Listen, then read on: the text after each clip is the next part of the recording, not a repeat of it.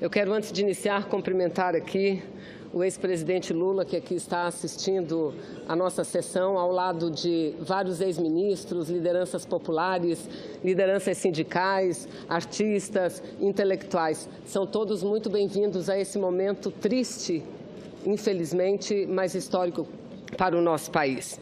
Quero cumprimentar da mesma forma e dizer aqui que aqui falo, não apenas em meu nome, mas em nome do meu partido. Aqui está a nossa presidenta nacional, deputada federal Luciana Santos e tantas outras lideranças, Renato Rabelo, Aldo Rebelo.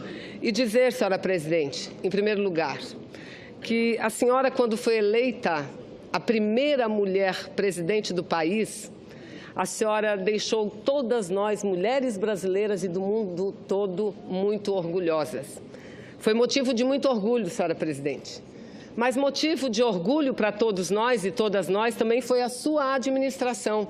Foi todos os seus governos. A senhora continuou, manteve a trajetória de avanço social e econômico iniciado no ano de 2003 com a vitória e a posse de Luiz Inácio Lula da Silva. Isso resgatou o orgulho do nosso povo. E apesar desse momento tão grave em que nós vivemos, senhora presidenta, a senhora também nos dá orgulho quando se senta nessa cadeira e responde e fala de forma altiva, de forma corajosa. Porque assim só falam aqueles que não têm culpa. Nós não a vemos, apesar de formalmente terem lhe trazido aqui como ré, nós não a vemos como ré. Tenho certeza absoluta que, em breve, a unanimidade da população brasileira assim verá, lhe verá como uma vítima. E como tantos disseram aqui, não é a senhora a única vítima. Aliás, nem é a principal, presidenta Dilma. A senhora talvez seja a representante principal, porque a maior vítima é a nação brasileira, é o povo brasileiro. O que eles estão fazendo não é um embate jurídico-político como determina a Constituição Federal.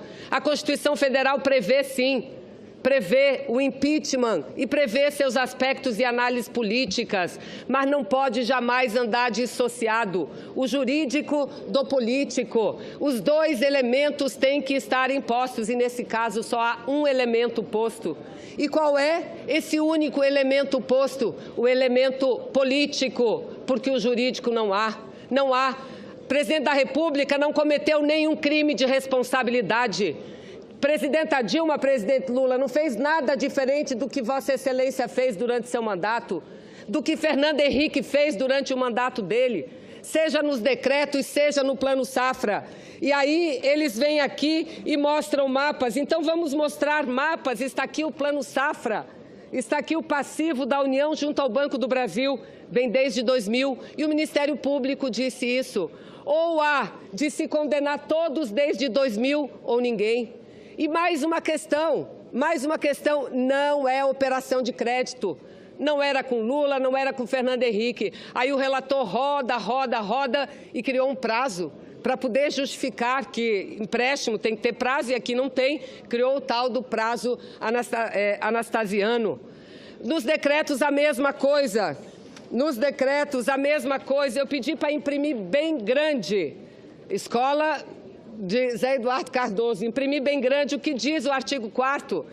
A senhora é acusada de não cumprir a lei, dizendo que não tinha autorização do Congresso para abrir decreto. Tinha, está aqui, ó, artigo 4º. É autorizada a abertura de crédito, contanto que seja compatíveis com a obtenção da meta do resultado primário. Que meta é essa? Para o exercício de 2015. Que meta é essa? É para o exercício de 2015. Aí inventam outra figura jurídica inexistente na nossa legislação.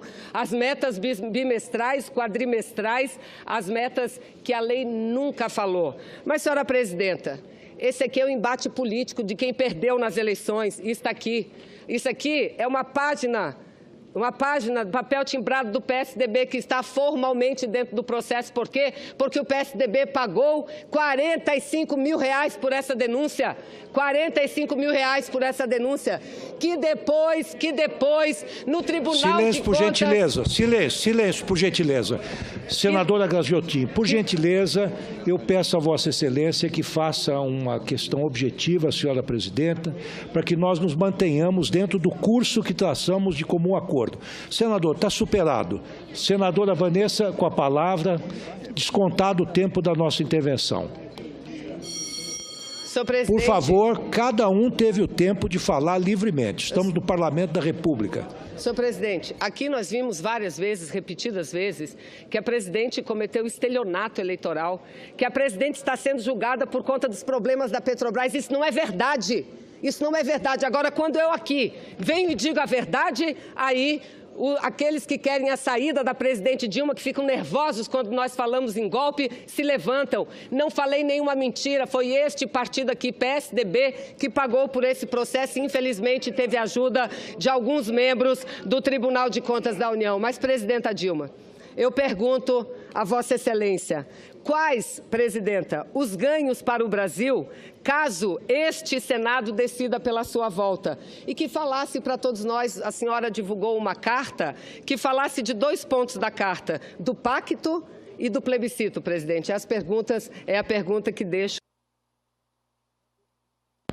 Obrigado, senadora Vanessa, pelas suas indagações. Devolvo a palavra ao eminente presidente da República. Senadora Vanessa, muito obrigada pela sua intervenção. Então, eu não vou me estender sobre a parte das questões relativas ao crédito suplementares, nem dos subsídios do Plano Safra, porque a senhora foi absolutamente sintética e eu não podia falar melhor que a senhora. Quanto à questão relativa a quais as consequências, em especial aquelas relativas ao plebiscito e à eleição direta e a um pacto nacional que eu propus na minha mensagem, eu quero dizer à senhora, senadora, que eu acredito, sinceramente, que em havendo uma decisão que autorize o impeachment sem crime de responsabilidade, nós não só estaremos diante de um golpe, mas, sobretudo, senadora, diante de uma verdadeira eleição indireta, portanto, um retrocesso às práticas que nós superamos depois da resistência democrática e do fim da ditadura militar. Então, senadora, por que é que eu defendo que hoje um pacto não seja possível por cima, mas tenha de ser um pacto tecido com a população brasileira, que ela seja chamada a se posicionar tanto no que se refere a eleições diretas, como também no que se refere a reformas políticas.